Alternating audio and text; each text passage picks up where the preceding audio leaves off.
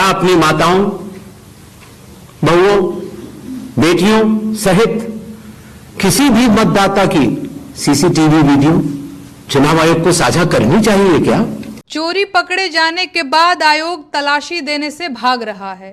ऊट पटांग बहाने बना रहा है कि माताओं बहनों के मतदान का वीडियो नहीं देखना दिखाना चाहिए। पहली प्रेस कॉन्फ्रेंस में ही भाजपा की स्क्रिप्ट पर डाली। जी हाँ दोस्तों, अब जिस तर्क के साथ ज्ञानेश कुमार ने जनता के सवालों पर ज्ञान दिया है वो अब सबके बर्दाश्त के बाहर है। बहाने ऐसे बनाए जा रहे हैं जैसे चोर की दाढ़ी में तिनका हो। दोस्तों, अपने कार्यकाल की पहली प्रेस कॉन्फ्रेंस में ज्ञानेश कुमार ने जो जवाब दिए हैं उसके चलते अब उनके चारों तरफ आलोचना हो रही है। हर किसी के जबान पर यही है कि ज्ञानेश कुमार ने भाजपा की स्क्रिप्ट पर डाली है। तो पूरा मामला क्या है, कैसे पूरे मुद्दे पर नेहा सिंह राठौर ज्ञानेश कुमार के ऊपर जबरदस्त भड़की हैं और साफ कह डाला है कि अभी भी वक्त है, माफी मांग लो। इसके साथ ही तमाम पत्रकार भी चुनाव आयोग की धज्जियां उड़ा रहे। एक एक करके सब कुछ आपको बताऊंगी, ज्ञानेश कुमार का बयान भी सुनवाऊंगी, तो आप हमारे साथ अंत तक बने रहिएगा। नमस्कार, आदाब, आप देख रहे हैं खबर अड्डा और मैं हूं आपके साथ सुम्बुल ईरम। दोस्तों, वीडियो की शुरुआत में ज्ञानेश कुमार की बातें सुनकर आप जरूर धोखा खा गए होंगे। आपको भी लग रहा होगा एक सेकंड के लिए कि यहाँ पर मोदी जी ने प्रेस कॉन्फ्रेंस करी थी क्या?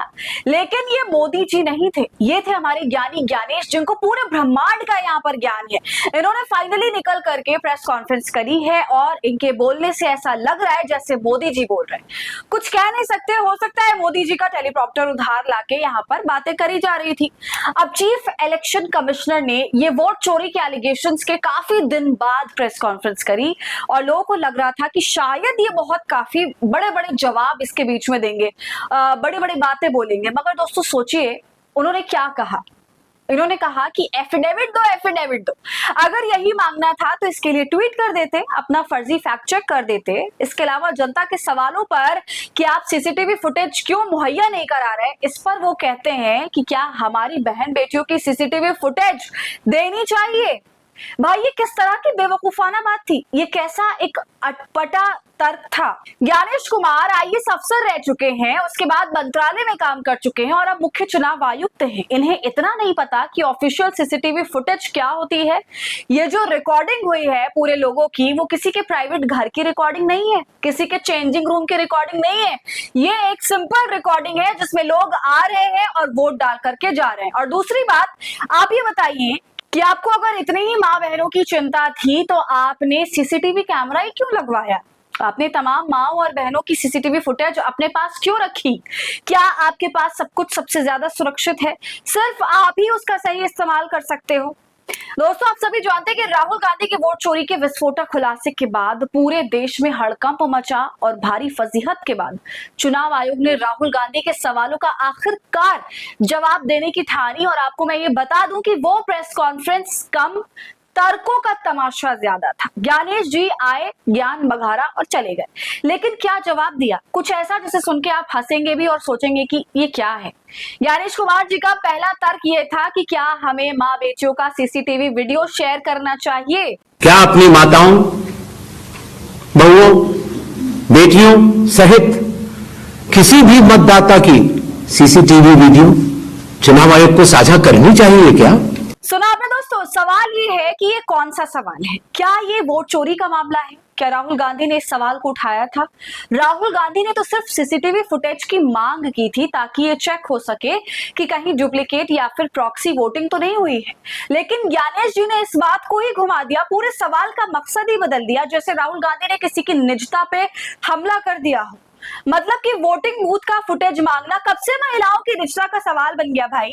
आप बताइए दोस्तों, कहीं चोरी हो जाए, कोई वारदात हो जाए तो उसका सबूत ढूंढने के लिए सबसे पहले तो सीसीटीवी फुटेज ही खंगाले जाते हैं ना।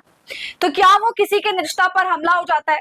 ये बात तो ज्ञानेश कुमार भी बहुत अच्छी तरीके से समझते हैं, मगर शायद वो जनता को पागल समझते हैं। और जैसा कि मैंने कहा कि ऐसा लगता है कि ये स्क्रिप्ट किसी पार्टी के द्वारा लिखी गई है।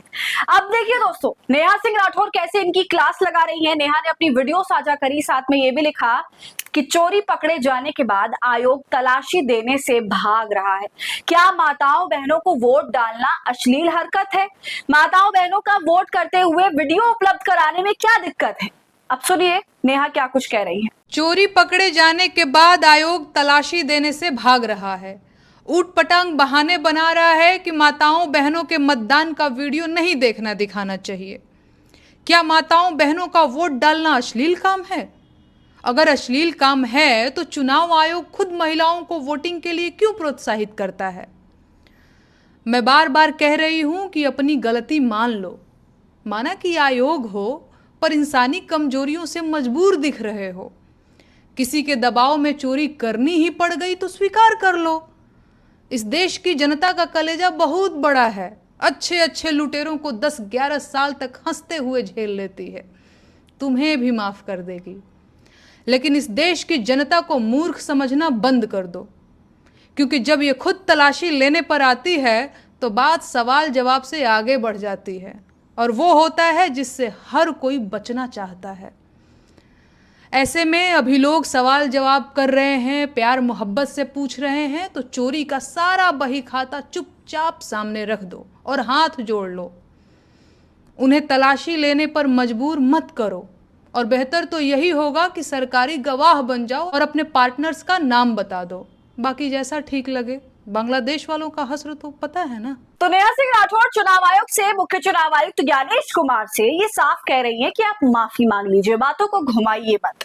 दोस्तों, अपनी पूरी प्रेस कॉन्फ्रेंस में उन्होंने राहुल के एक भी सवाल का ठोस जवाब नहीं दिया, जबकि राहुल ने जो डेटा दिया वो चुनाव आयोग का ही था और उसी के बिहाफ पर ये सब कुछ सामने आया है हमारे।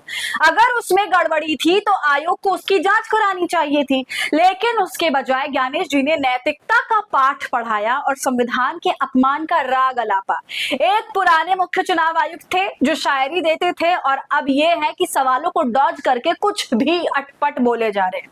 हालांकि राहुल के सवालों पर ज्ञानेश जी के पास कोई भी जवाब नहीं था। प्रेस कॉन्फ्रेंस में वो इस सवाल से भागते नजर आए, और जब सीसीटीवी फुटेज की बात आई तो निष्ठा का बहाना बना दिया। तो दोस्तों, आपका इस पूरे मामले पर क्या कहना है? अपनी राय हमें कमेंट कर जरूर बताइए। ज्ञानेश कुमार जिस तरह सवालों से भाग रहे हैं उस पर आपके क्या कहना है वो भी जरूर बताइए।